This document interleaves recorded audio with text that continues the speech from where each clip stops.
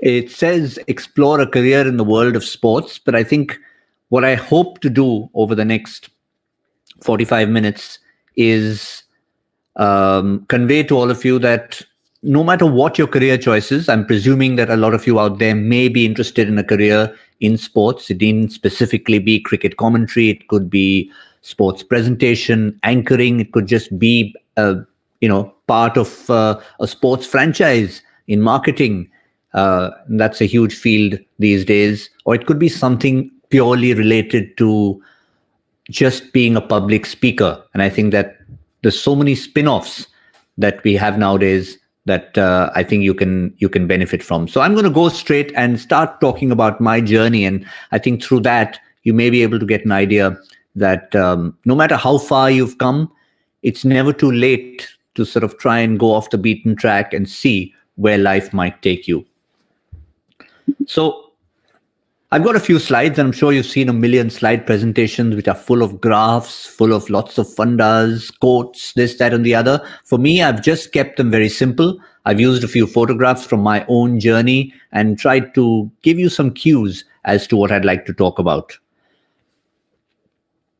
So I'm going to take questions, of course, so don't put too many questions down on your messages right now, because I might lose track of them as they go forward. So save them for 27 minutes from now, when we can have a proper Q&A session. So here we go. It says how to build a career in the world of sports, but I think, as I said at the very start, I'd like to keep it flexible. Some people may, as I said, want to specifically be what I've become or many others have become in sports, but others may just want to become something even close and it's good enough. So I'm going to go at the very start, introduce myself. I'm Gautam Bhimani, sports presenter, commentator, but there's a million other things I've done. And all of that has actually contributed to where I am today. It's something now as a freelancer. I host events. I've been on radio. I speak to audiences, and all of that ends up being interrelated. So let me start with my first slide. And obviously, since I've said it's my journey, you will probably know that the answer to that, and feel free to pop it down on messages right now if you want to. The answer to who's that girl? Well, I'm sure by now you would have guessed that it possibly might just be me.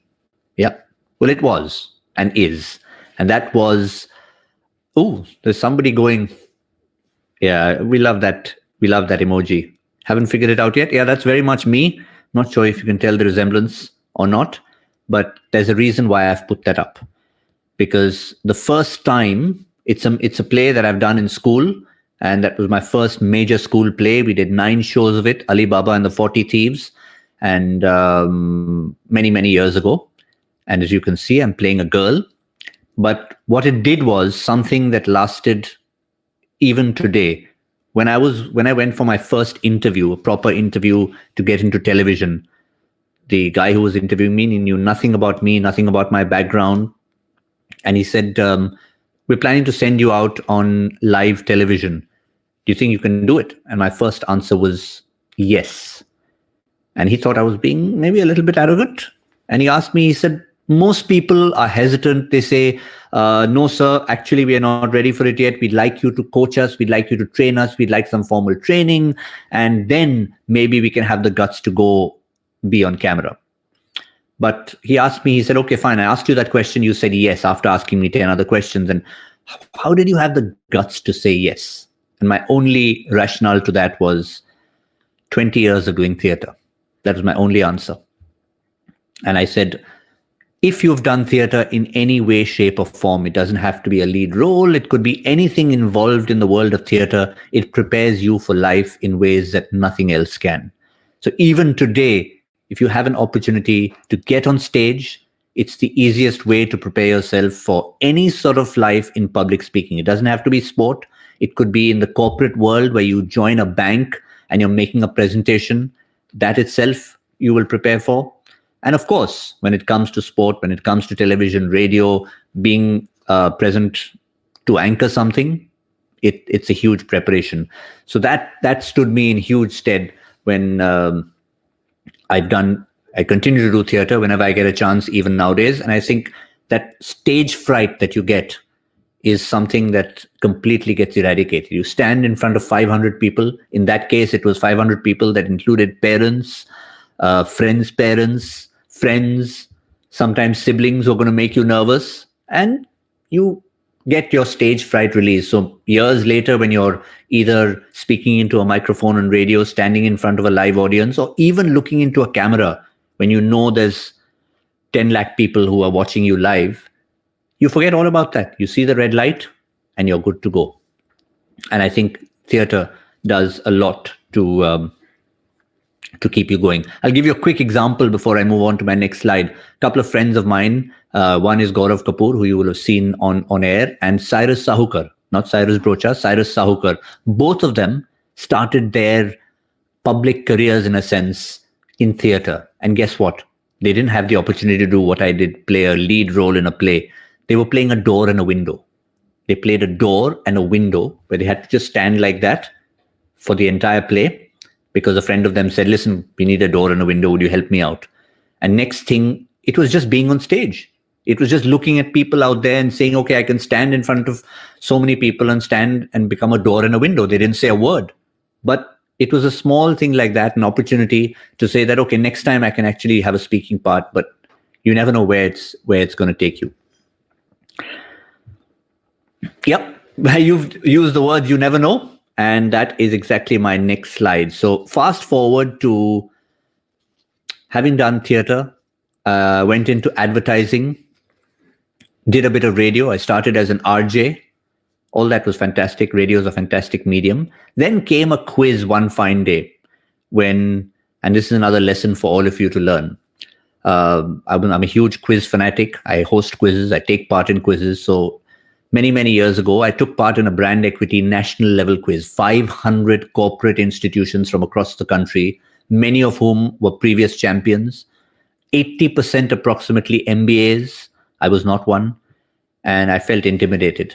But nonetheless, I took part for my office, which was then the advertising agency, J. Walter Thompson, and reached the national semifinals, reached the national finals. I mean, the first step was qualifying from the toughest round of all in Calcutta, where there were 4 former champions on stage. We managed to get through there. Right at the end, the first prize was a Cielo car, and I ended up not winning that first prize. For 6 months after that, it just was one slip on one question, and it was going to be a regret for the rest of my life. For 6 months, I used to see Cielos go past me, and I would be like, that could have been mine. Then came the prize that I actually got for coming third All India, which was a trip to Singapore. No Cielo car, fine. Took the trip to Singapore, spent 10 days there. And as part of that trip, I said, listen, I've done enough shopping, I've done enough eating. What else can one do in Singapore? So I decided, since I've grown up as a cricket fanatic, that I made a few calls and I said, I want to visit as a tourist the studios of ESPN Star Sports, because that's where they were headquartered before they came to India 2-3 years later. And I just landed up there and barged my way in at midnight because they were recording a live show. And next thing, after a few someone asks, was it a normal quiz or a sports quiz? No, it was a normal business quiz. Not just normal, it was a hardcore business quiz. I wish it would come back. It used to be called the Brand Equity Quiz, brought to you by Eco Times, hosted by Derek O'Brien. But yeah, very hardcore, but got through that.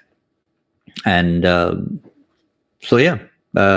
a quick chance conversation with Jeffrey Boycott, who happened to be in the studio over there. I was told not to speak to him. I didn't listen, spoke to him. And at 3:00 in the morning, this Australian guy comes up to me, who's the head of ESPN Star, and says, mate, you're a bit of a disobedient bloke. And I said, yeah, I'm so sorry, but I didn't have anything else to do. So I started chatting with Jeffrey, and he said, pretty impressed. Jeffrey said, this bloke knows a lot of cricket. He didn't say it in exactly those words. He used a few unparliamentary words in between. But nonetheless, next thing I was offered a job. Next thing I know, I'm working as a researcher in a sports channel. Then, of course, fast forward to that moment when I said theater will prepare me for television. Then comes this particular slide that you're seeing. This happens to be a pub. Yes, a pub on the boundary line at the Harare Sports Club in Zimbabwe. This was my first ever tour. I land up there. My role is very mundane. I'm supposed to go interview the captains of both teams in the morning, captains of both teams in the evening, file a news report, and that's it. I'm like, okay, still a great opportunity. I've still got to travel to a different country, 6 months into my new job. But that was it, nothing else. So first day I did that, second day I did that. Day 3, sheer boredom. I went and decided to sit at the pub and check it out. And I asked for a lemonade, as we do in pubs. And because I was working, of course, so can't drink on the job. So as I was sipping my lemonade, I'm looking out there, Sachin Tendulkar at the crease, 65 not out. And the pub actually is on the boundary line. Literally, the last bar stool is on the boundary line. After that, you've got a test match going on. And I'm thinking, that's pretty impressive. That's pretty unique. Can you think of any other cricket ground in the world that has a pub on the boundary line? People sitting there. It was fabulous atmosphere. And I went to my producer and I said, can we do something about this? He said, what do you mean something? I said, I don't know. Let's do a story. Let's do a story. And he said, but where am I going to put it out? I said, you've got 40 minutes for lunch. People don't want to hear analysis for 40 minutes. Surely you can stick in a story. He said, I don't know. Go ahead and do one. I'll see. So I went ahead and shot the story. And next thing I know that, I was just checking if my mic had suddenly gone on mute because I got a message saying idle time detected. No, I'm still on. So next thing I know, he says, okay, put the story out. My end piece to the story after I interviewed people there was to show the atmosphere around the cricket ground. I finished with this giant mug of beer in my hand, pretended to sip it. I actually did sip it. Don't tell anyone. And the guys in the studio fell off their stools. And it just led to my next 20 years of having to find a story every day to create the atmosphere around the ground. Yes, you're watching live cricket. Yes, I did live commentary. Yes, I continue to do that even today. But in addition to that, I had to show what happens in and around the game of cricket. And it led from what happens at the ground to what happens at the beach nearby to what happens in the city, the history of the city, fun things to do, what to eat, where to eat, what to go, where to go. It just led to something for me to do for the next 20 years, and I absolutely loved it. So that again comes back to you never know where something will take you. Fear of failure, never have that. Lost in that quiz, I could have continued to wallow in self-pity at having not won a car, but the third prize got me the rest of my career. I could have not won. I could have wandered to that ground, just had a sip of lemonade and forgotten about it. But I decided to just go and see if I could do something about it. It led to a whole new trend that had never been done before. Finding a role for yourself. Yes, I had done all that. I had started showcasing all these things. Then a couple of years later, I interacted with these folks. This was the commentary team, by the way, at an IFA cricket match. Right? IFA, everyone knows, is this good old Bollywood celebration every year in some exotic part of the world. That year, IFA was in Sri Lanka, and they were having a cricket match to celebrate IFA being in Sri Lanka. So it was the president's son had an 11 versus Kumar Sangakkara's 11. And the commentary team, as you can see over there, Chunky Pandey, Javed Jaffrey, Mandira Bedi, and myself. And that's when I sort of interacted with these guys for 3 days and tried to say that, listen, if I could imbibe one little bit from each of these three people, that's the kind of role I want to see for myself.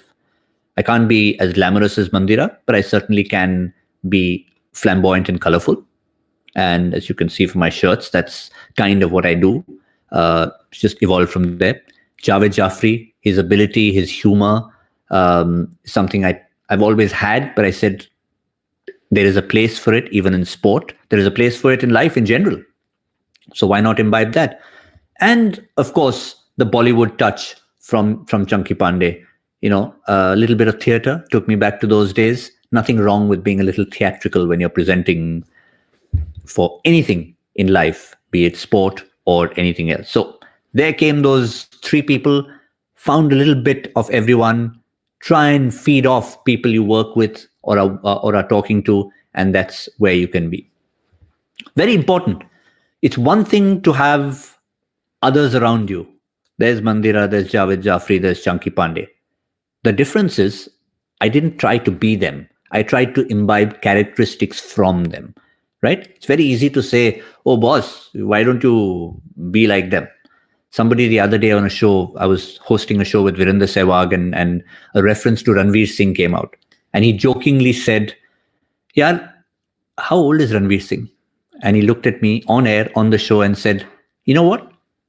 It's not you who dress like Ranveer Singh, it's Ranveer Singh who dresses like you. And it was the biggest compliment anyone could have paid me. But what he was trying to say was that you could pick out an aspect of someone's personality without actually being them. So whoever came first, it didn't matter. The fact is, you don't have to literally imitate someone. They say imitation is the best form of flattery, but you don't have to imitate someone. You can imitate a characteristic, you can imbibe a characteristic, you can look at a good point of someone and take it on board. And there is someone who's been a mentor for me all my life. Yes, Chris says Harsha Bhogle, my idol, certainly my idol as well. Someone I've worked with for over 2 decades now and always has, he actually did commentary with my father, who was also a cricket commentator, and has done commentary with me. So not to make him feel old, not that he's here on this, but every time he mentions that, he says, did I just say that? I feel old. But it's not about feeling old. It's just the fact that he spanned such a great career. And the reason why I've put this photograph is he was very reluctant to wear this shirt. So there was this guy in Australia who used to give out these shirts for fun, a producer based in Adelaide. And I would love them. Anytime he would come, I'd be like, Peter, his name was Peter Walsh. I said, Peter, can I have one of those shirts? And he would gleefully come and give it to me because he knows I was so happy to wear them. I'd wear them everywhere. Harsha, on the other hand, very dapper, very sober. You could never get him to wear that. And one day Peter said, listen, you guys do shows together. Surely you can do this for me. And he threw a challenge at Harsha to do a full spell of commentary wearing that shirt. And he did. And of course, at the end of the spell of the commentary, both of us went and took this photograph. But the moral of the story in this case is, and Harsha will be the first one to admit it, be who you are, right? He wore that shirt, but there's a reason why he doesn't wear it. Not because it's bad, because it's not him. You need to be able to carry it off. You need to have your personality to be able to do that. So while he took that up as a challenge, as this photograph says, he points to me, he says, listen, I look a little silly in it. My ability doesn't change. This guy can get away with it. So I had the ability to do it. So I did it, not because I just felt like wearing ridiculous clothes and looking silly. But just I had a love for that. I had a personality to carry it off. So that's very important to know, no matter what you do, what aspect of life you're in, is be yourself. Quick example. We've had somebody mention my friend Jatin Sapru, who actually came through into this profession from our show called Harsha Ki Khoj, or, it was a hunt for an anchor. And I was part of the judging panel for both the series. The first series was won by a guy called Anand Narasimhan, who you possibly have seen on news channels, on Times Now and other channels. And second season was won by Jatin Sapru. Now, what we found was every time we have a city audition, hundreds and thousands of people would come for those auditions. And they would have to do 2 minutes of commentary, and they'd be shortlisted and taken to round 2 and round 3 and round 4. And then after a couple of months, you'd finally reach the television rounds.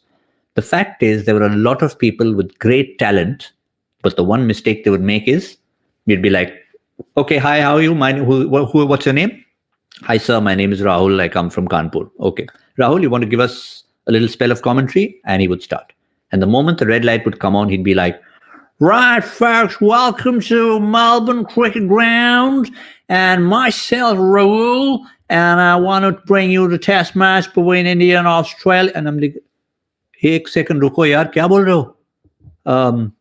Yeah, Tony Gregg would be turning in his grave. It could be anybody. He thought it was a combination of Tony Gregg, Richie Beno, Ian Chappell, and God knows who else. The fact was, like, well done, Rahul, but you speak pretty well yourself. Why are you trying to be someone else? This is not a mimicry contest. If this was a mimicry contest, well done, you'd line up and you'd get points for it. I still didn't think it was the best, but the fact is he spoke really well. When that red light hadn't come on, he was speaking well. Moment it would come on, he would try to be somebody else. And I said, listen, today, if you really want to get a job, be it as an anchor, a commentator, presenter, anything in life, you're going to be you.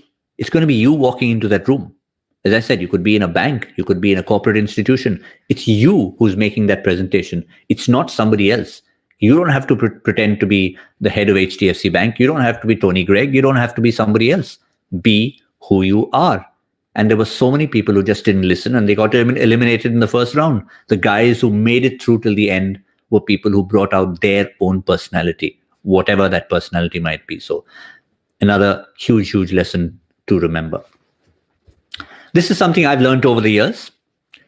Again, it's not necessarily only for sports, a career in sports, a career in sports journalism, or a career in sports, be it cricket or any other sport. Self-deprecation, something that's very, very important, right? The ability to laugh at yourself.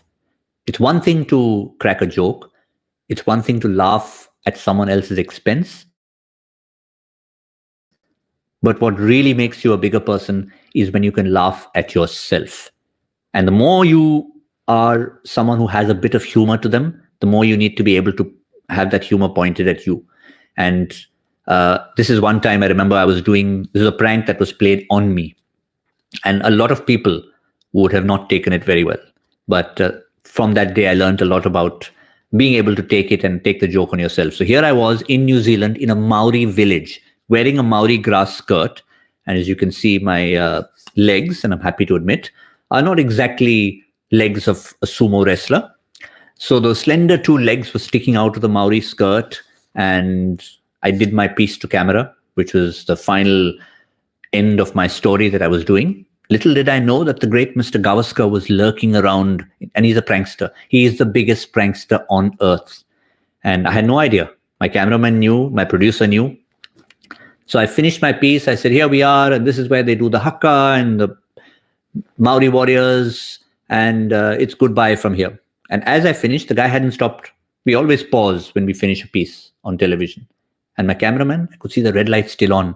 I'm wondering, why is he still rolling? But of course, we are trained to know that until that red light goes off, you don't go off. And suddenly, Mr. Gavaskar comes, as you see in this photograph, and goes, you can see the off stump and the leg stump. Where is the middle stump? Shane Bond's taken it off.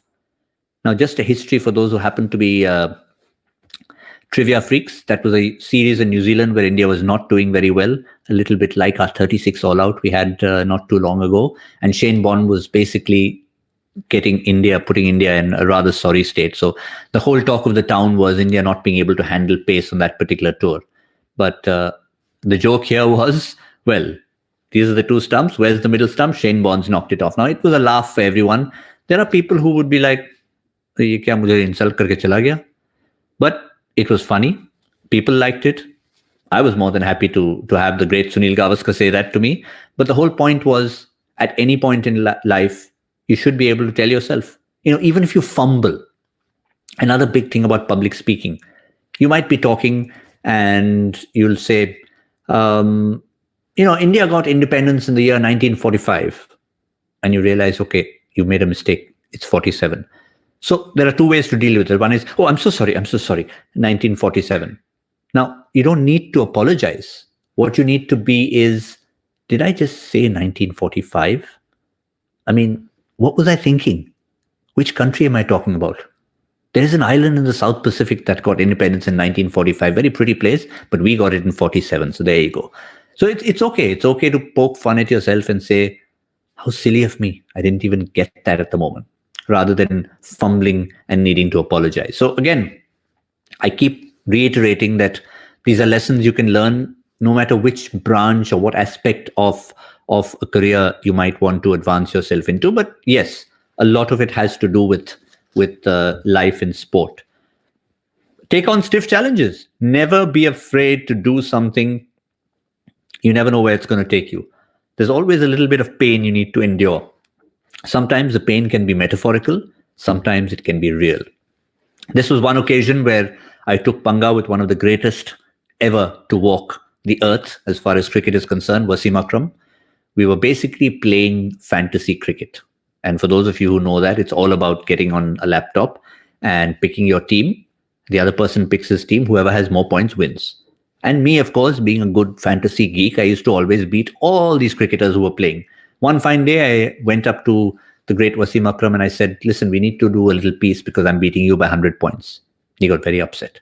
He said, yeah? How much cricket have you played? I'm thinking, yeah, a little bit, school level, that's about it, no more. So he says, come meet me in the nets. And that led to a challenge where he said, if you really want to do the piece with me, see how it is to face somebody at the highest level. And I did. I made the mistake of actually playing one ball properly. He got so upset, he bowled me a bouncer at proper pace, proper run up, proper pace, hit me on the ribs. And of course, everyone's laughing over there. People tend to laugh at each other's pain on a cricket field. But for me, it became a lifelong lesson of any, that don't take panga with the wrong people. But sometimes, if you do take it, be prepared for the consequences, because it can be a positive consequence. A little bit of a pain in the rib meant I had a story to tell for the rest of my life. So whichever way you take that lesson, it's also about saying never fear a challenge, because in sport, whether you're actually playing sport or working in sport, you will come upon challenges like this, particularly when it comes to live sport. And that's the way to deal with it. Self-deprecation, take on the challenges, be who you are, and of course, make sure your personality comes out. Size does matter, or does it not matter? This is basically a lesson to say that you'll often come across, especially in sport, you'll come across some great personalities. I've mentioned Wasim Akram, I've mentioned Sunil Gavaskar. In this case, of course, I picked a photograph with the great Farooq engineer, who happens to be 10 times larger than me, which is why I thought I'd put in a fun picture and talk about size. When I refer to size, of course, I'm talking about size more metaphorically. People who are larger than life and how you deal with them. You need to know, and this is a very, very interesting lesson to remember for sport. And it's a lesson that I learned very quickly, and I'm glad I learned it, because some people before me who are probably not ex-players in the game had learned the hard way, because a Farooq engineer, Sunil Gavaskar, a Virat Kohli, a Rahul Dravid, a Saurav Ganguly, whoever it is, across sport, Roger Federer, Lionel Messi, these guys, if they ever come into a commentary box, they're there because, or as an anchor, or as a presenter, or in a sports discussion, because they've played the game. I'm there because I'm a professional broadcaster. Now, once we are in that box, we are on par with each other. The difference is, what we talk about, it matters. They are the ones who have the technical aspects to the game. I'm the one who has the words. So it's my words, their technical aspect, marry the two, you get a proper discussion. Never should anyone try and cross the line. They know they're not going to cross the line and try and be the man with the words. Some people, of course, learn through time and they can do both. And I will never, talk about technical aspects, even though I might think it, I might know it in a discussion like this. And, like talking about India's 36 all out yesterday, I might say, the technique, they just didn't have their bats in the right way. They didn't do this, they didn't do that. Over a cold beverage with a few friends, I might say that. But if I am on a professional platform, I need to ask the right questions to the person. Size does matter in that sense, because that's when their stature comes into play. So never cross the line, but also remember that you are at one level playing field. So it can be tough because you're sitting on that chair and you're assuming, okay, I'm sitting in this chair. You're there to play a different kind of role. So that is, again, a big, big lesson to learn, that you can rub shoulders with them. Sometimes it's hard when they're about 6'7", but you need to know where that line is. Challenge tradition. We're going to start, I think, a Q&A very shortly. Got a couple of slides left. Challenge tradition. Break the rules. This is a picture of me at the long room at Lord's. this is forbidden territory. This is a sport where for years and years and years, women were not even allowed to go. This is a sport where you were not allowed to take a television camera and film in there. Even the local broadcaster, even Sky Television, you now see shots of batsmen walking through the long room. Even they did not allow a camera in there. One fine day before a Lord's Test when India were playing many, many years ago, 2007, I just walked in there and said, listen, what fabulous traditions you have, such a lovely atmosphere.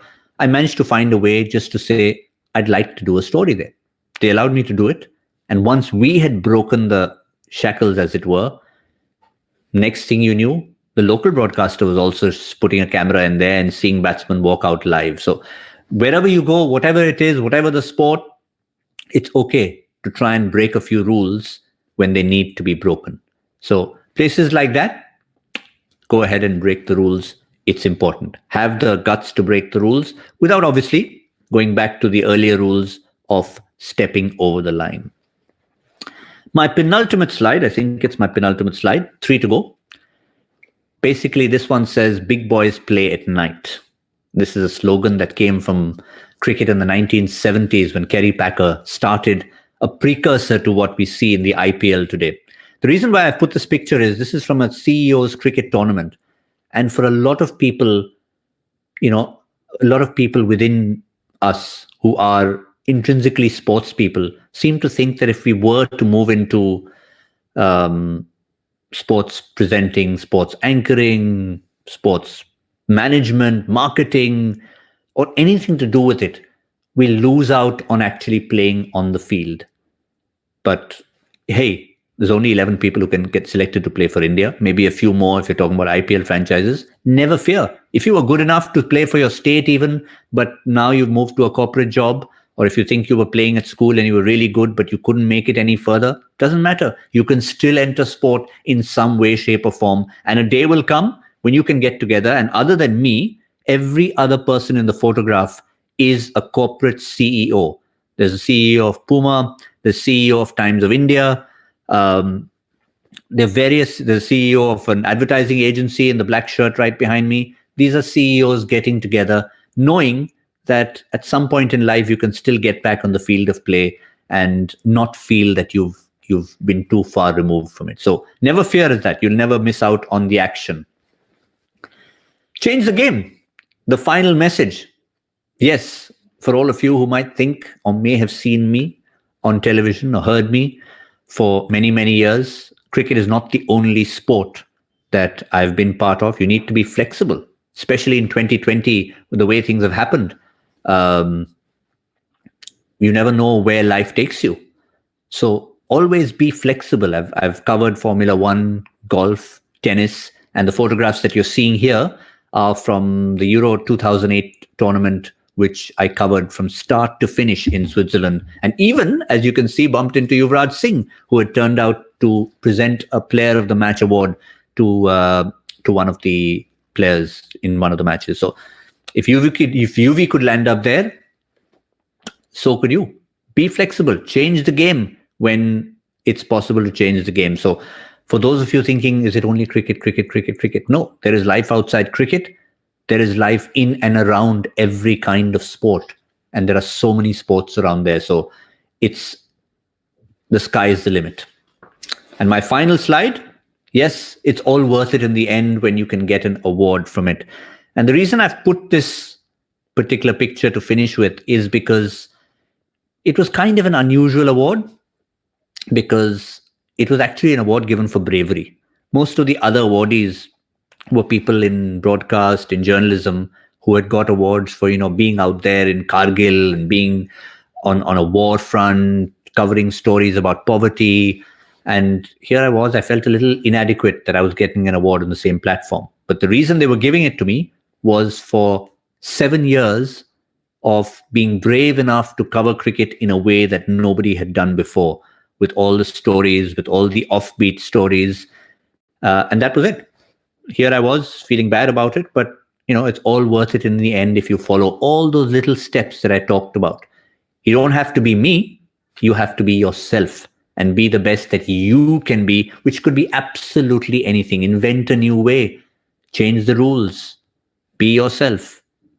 Size doesn't matter. Just think of those simple points and you'll be absolutely fine. On that note, I think I've got about 6.5 minutes over.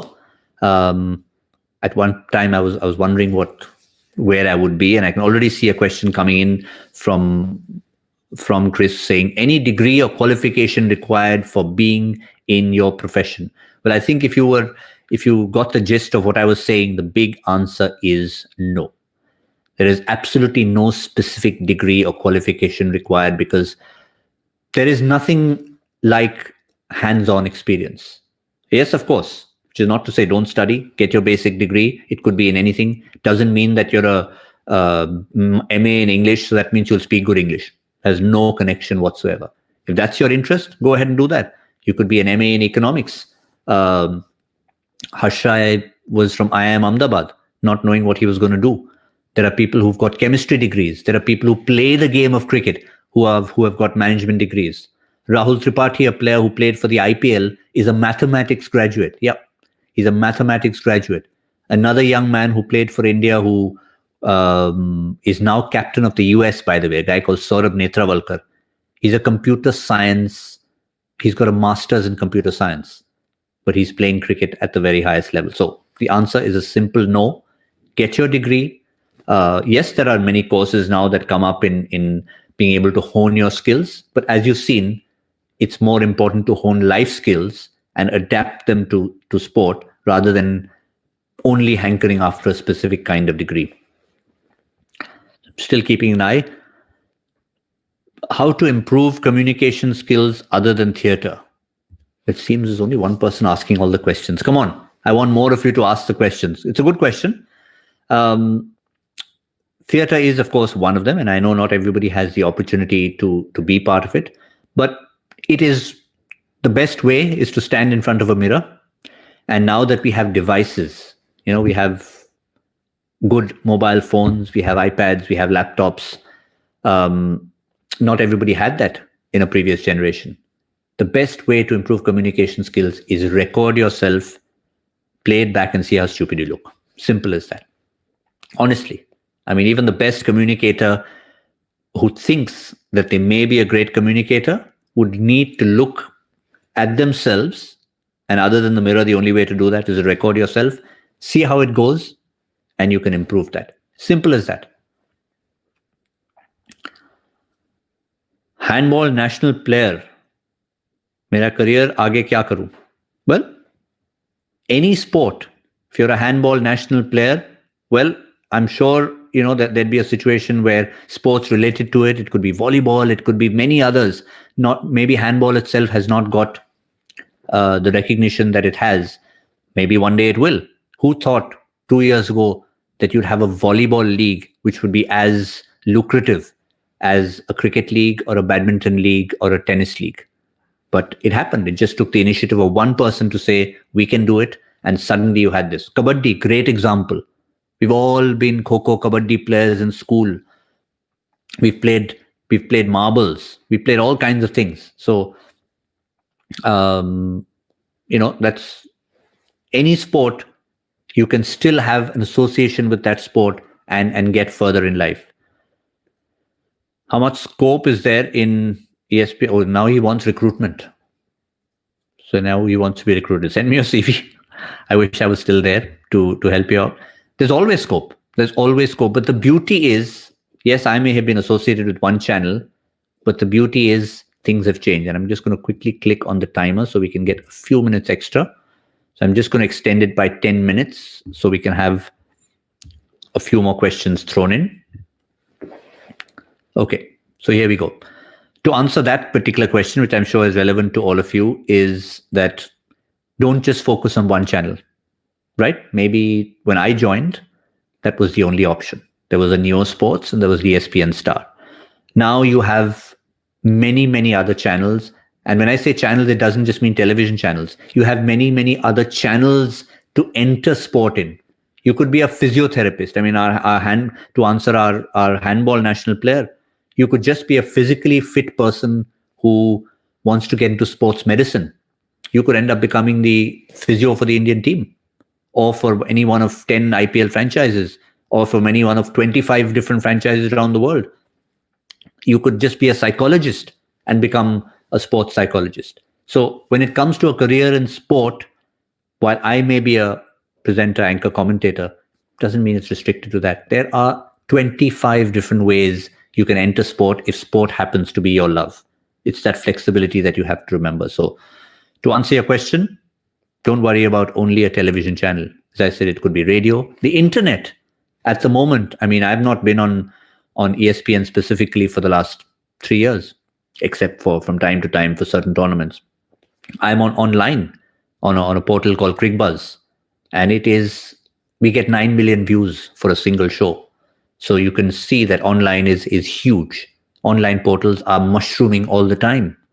There are fantasy sports platforms that are becoming absolutely huge, led by Dream 11, which is not just about people who play and make money and do whatever. It's about people who are part of it, who ideate in it, who do shows. I'm doing a show at the moment, which I'm giving fantasy tips to people to say that, okay, have some fun and choose your team wisely.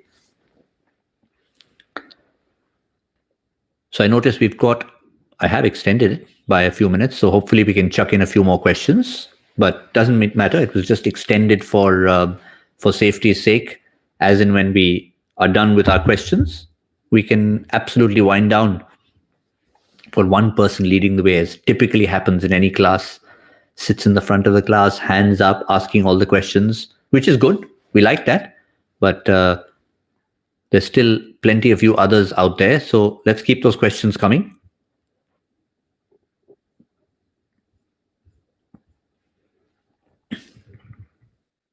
Hopefully we can find a few more coming in there. Oh, I see some questions have come in the questions era. Right, there we go. I was looking only at messages. Is that career you've done enough to run your life? Says Prem. Yep, pretty good question. It certainly is. I think I've had a pretty decent life for myself. There definitely is enough money. Obviously, at the end of the day, it comes to that, to make a career of it. There's absolutely no doubt about that. And as I said a little while ago, that it need not just be a career in front of sport or in front of camera. There's just about, if you're talking about even say sports television, there's 10 other roles that you would play even if you're not in front of camera. There is a producer, there is a director, there is an editor. People are technically minded. There's a friend of mine who literally used to lift boxes. Okay, he used to lift boxes when we used to go on tour because he was a strong Jat from Haryana. And by the time he went on the second tour, one day after we had all gone back to the hotel, he started playing with the EVS machine. Now the EVS is called the electronic video storage machine, right? All the replays that you see in sport or in any television, it's done by this EVS. So the footage is electronically stored, and by the time that ball is bowled, there is a guy over there who's basically spooled back 10 seconds and it's ready to show you that slow motion replay instantly. So this guy just started tinkering with that, and now he's 2 years later, he became one of the most sought after EVS editors in the country, just because he was on tour doing something else, looked at that. So there's a technical aspect to it. There are editors, there are directors, there are producers, there are assistant producers, there are floor managers, as people who are literally on the field doing things. There are masseuses, physios. There are a million ways to be part of sport, and cricket's not the only example, in any other sport as well. How to fight the fear of talking to a person who is at a high level or at a person who's of an elder age? Well, I've spoken to a lot of people at a great height, 6'7", 6'9", Mohammad Irfan, 7'1". Imagine trying to interview them, but I know what you're talking about. You're obviously talking about people at a higher level. So I do get your question. But yeah, it's something I did cover when I was talking, but the very simple answer to that is you've got to know that you're on the same level. Nobody's at a higher level. When you're colleagues, you're at the same level, right? So if you're an interviewer and you've got someone sitting across you who's played 200 test matches, it doesn't matter. You are an equal at that point in time. Respect, certainly you show. But there's nothing wrong with saying, ladies and gentlemen, welcome to this great interview with Sachin Tendulkar, for example. Between the two of us, we have played 200 test matches, which is true. Doesn't matter that he's played 200, you played 0, but it's okay. You're allowed to have a little laugh with that. So a person who's done that does not mind that you're at their level. You're asking questions, you're doing your job. They respect that. So it's a mutual respect. So when you have to talk to somebody at a higher level, if it's literally taller than you, get a stool. Otherwise, remember that you're on the same level, even a person who's far older than you. The only thing to remember is what you call them. And I'm going to end with a little story. I still have another couple of minutes. So once I finish all the questions that I've addressed, I will end with a little story. I think I saw 3 questions, or was it 2? No, there were 3 questions. So yeah, I actually had an interesting anecdote on the day I made my commentary debut, which happened to be at the Adelaide Oval, not a place where India wants to remember right now because we've just got 36 all out. But in 2003, Adelaide was a far more memorable test match. India won. Rahul Dravid got a double 100. And that was my first ever test match. But since that question was asked by Unnati, I had an interesting conundrum. I had grown up meeting Mr. Gavaskar through my dad, who was also a commentator, from the age of 5. And obviously, what do you call him? I used to call him Uncle, Sonny Uncle. Suddenly, years later, I'm sitting in a commentary box and he's sitting next to me. He's my co-commentator on my commentary debut at the Adelaide Oval in a test match involving India. 30 seconds to go, and I suddenly realize, oh crap, what do I call him? I can't call him Uncle. I can't call him Mr. Gavaskar. What do I call him?